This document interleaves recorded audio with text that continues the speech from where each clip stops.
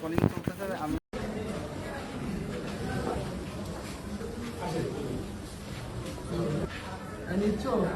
হ্যাঁ হ্যাঁ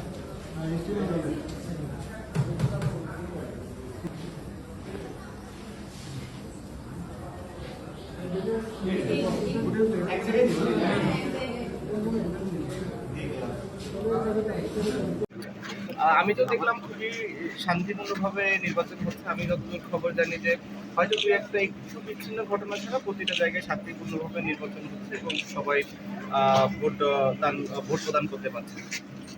আর আমি বিশ্বাস করি যে মাগুরার মানুষ তাদের প্রতিনিধি আগামী 5 বছরের জন্য চুজ করছে, বা তারা অবশ্যই চিন্তা করে ভাবনা নিয়ে যে যারা যে ব্যক্তি কিংবা যে প্রার্থী তাদের পাশে থাকতে পারবে আগামী 5 বছর, সুন্দর চিন্তার মানুষ, যাতে করে মাগুরার উন্নয়নে কাজ করতে পারে এমন মানুষকেই তারা বেছে নেবে। আচ্ছা, আপনি নতুন যে বিজয়ী হবে তার কাছে আপনার প্রত্যাশাটা কি? এই যে মাগুরার মানুষের যে প্রত্যাশা, আমারও সেই সেম প্রত্যাশাই যে মাগুরার মানুষের সাথে থাকবে, সন্ত্রাস মুক্ত, দুর্নীতি মুক্ত, মাদক মুক্ত একটা মাগুরা হবে এবং সাধারণ মানুষের সাথে মিশে সে কাজ করতে পারবে এবং সাধারণ মানুষের উপকারে আসবে। Thank you.